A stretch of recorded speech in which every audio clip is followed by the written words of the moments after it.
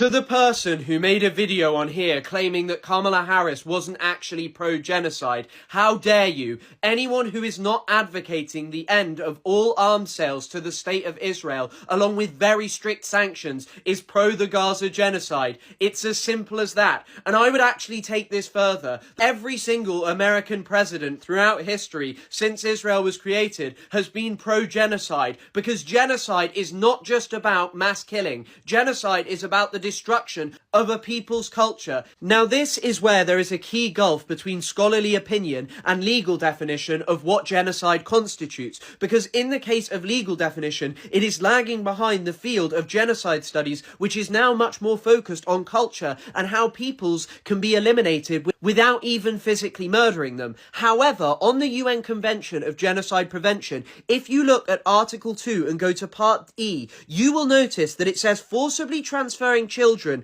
of the group to another group. Why is that included if it has nothing to do with killing? Because even this legal definition can actually see, well, there is actually something to do with erasing a people's culture. And then take this quote from Raphael Lemkin, the scholar who coined the term genocide. And what he says is, more often it refers to a coordinated plan aimed at destruction of the essential foundations of the life of the national groups, so that these groups wither and die like plants that have suffered a blight. The end may be accomplished by the forced disintegration of political and social institutions, of the culture of a people, of their language, their national feelings and their religion. And tell me this isn't exactly what the Zionist project does. All of those people who spew propaganda for them about how Palestinians and Palestine never existed, about how they're basically just there because they hate Jewish people and want to destroy the magical, wonderful land of Israel, when in reality these are the indigenous people who lived on that land before Jewish settlers came and colonized it.